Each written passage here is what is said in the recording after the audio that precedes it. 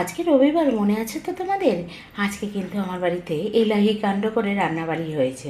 কি কি মেনু হয়েছে আগে সেটাই তোমাদের বলে দিই।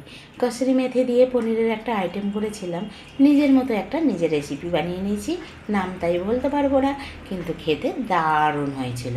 আর পটল কষা, ভাত তো আছেই, আর গন্ধরাজ চিকেনের লাল লাল ঝোল করেছি। তবে তোমরা একটু অবাক হয়ে গেছো তাই না? কারণ আমার বাড়িতে তো পনির হয়ই না। হাজব্যান্ড তো একদমই পছন্দ করে না, ছেলে তাও মাঝে সাঝে খাই। আমি কিন্তু ভীষণ ভালোবাসি পনির বা ছানার আইটেম খেতে, কিন্তু ওই একার জন্য আর রান্না করতে ইচ্ছা করে না। কিন্তু আজকে আমি নিজের জন্য এই পনিরের আইটেমটাই বানিয়ে নিয়েছি। এত সুন্দর খেতে হয়েছে না কি বলবো তোমাদের, সেই জন্য নিজেকেই নিজে একটা ধন্যবাদ জানিয়ে নিলাম। আর এদিকে টেবিলে কিন্তু সকলেই বসে গেছে লাঞ্চ খাওয়ার জন্য। ওই যে চিকেনের লাল লাল ঝোল দিয়ে ভাত খাবে সবাই। তোমাদের সঙ্গে কথা বলতে বলতে এদিকে আমার কিন্তু ভাতটা সাজানো হয়ে গেছে, এবার পরিবেশন করব।